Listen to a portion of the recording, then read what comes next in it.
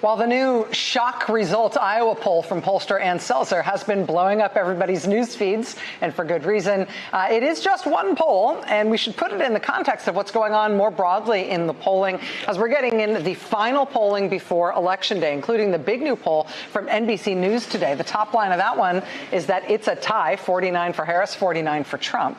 Even as the NBC poll shows a national deadlock, there's a couple of internal numbers that the pro-Harris side in particular is latching onto. For one, black voters in the NBC poll support Harris by a margin of 87% to 9%. In context, that's a 3-point larger margin with black voters than Biden won in 2020. Even though so much recent conversation about this campaign has centered on Harris supposedly having a slipping standing with black voters, in the NBC poll, she's doing better with black voters than Biden did. The NBC poll also shows a huge gender gap, which we're seeing in every poll, 34 points altogether. Women supporting Harris by 16, men supporting Trump by 18. Perhaps that is not surprising.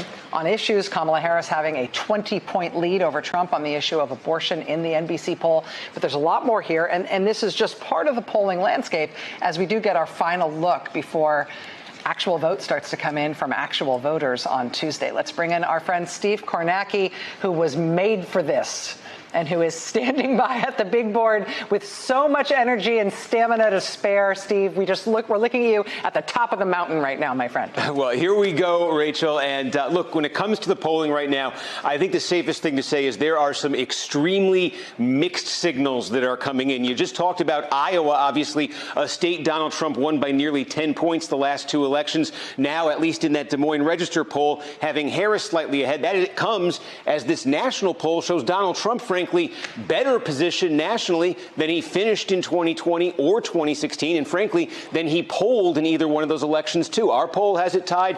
Other national polls have it very much in this range of a tied race, maybe Harris by 1 or 2, maybe Trump by 1 or 2. That's a little different, and it leaves open lots of questions about what's going on in the battleground states, and perhaps outside of the battleground states. We'll get to that in a minute. But looking inside our NBC poll here, there's the question of enthusiasm, which always gets to the variable of turnout here. These are folks from our poll who rate themselves with the highest level of interest in this election. It is at 77% in our poll. You can see that is down a little bit from 2020. We had historic high turnout in 2020, 160 million voters.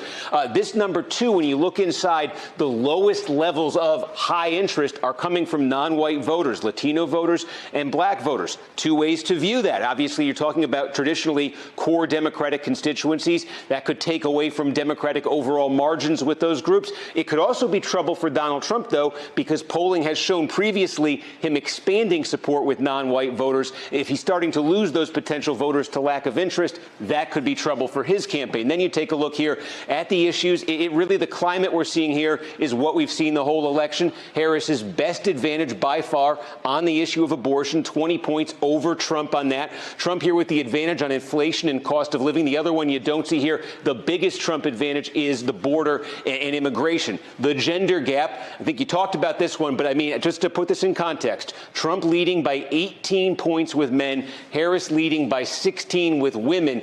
If that's what you get, something like that, that's a gender gap of 34 points. The previous high in history was 24 points. So this would absolutely shatter any historical record when it comes to the gender gap. Then there's this interesting issue of you've got an incumbent administration that Harris is a part of. Joe Biden's final approval rating in our poll is going to clock in at 41%. And obviously that low approval rating is one of the reasons there were Democrats who were anxious to get Biden out of this race earlier this year. Harris, part of that administration, how much is that weighting her down here? And then Trump himself, the approval rating for a former president seeking to become a future president. In our final poll here, when we ask people retrospectively, thinking back, do you now approve or disapprove of the job Donald Trump did as president? He's up to 48%, notably higher than Biden, and this is higher than any reading we ever got in an NBC poll when Donald Trump was president. So after leaving office, it has ticked up a little bit for him. Will that be enough to put him over the top? We talk all about the difference between early election day voting, the partisan disparities. We're finding others are finding this too. Democrats, you can expect when early vote gets reported out, especially the mail-in vote on Tuesday night, should be some Democratic advantages. The Election Day vote becomes a question of how much of a Republican advantage when the people who vote on Election Day, when their votes start to get tabulated. Now we get to away from the national poll to the battlegrounds. This is our running average. We've been keeping this the entire summer and fall of the quality polls in all of the battleground states. And a couple things jump out here. Well, obviously, they're all close. You don't see a margin here of greater than 1.9 points. You do see a bit of a north-south divide. We've seen this lately in the polling. Trump's leads here, very small, but Arizona, Georgia, North Carolina, basically Sun Belt states. Harris's best performances in here, Wisconsin, 1.4, 1.8 in Michigan. These are the northern tier states. 0.3 of a point in Pennsylvania. So a bit of a north-south divide. And if that holds, if that cements, that is ultimately good news for Harris, because Michigan plus Pennsylvania plus Wisconsin, if there are no surprises outside of the battleground, would for Harris equal 270 electoral votes.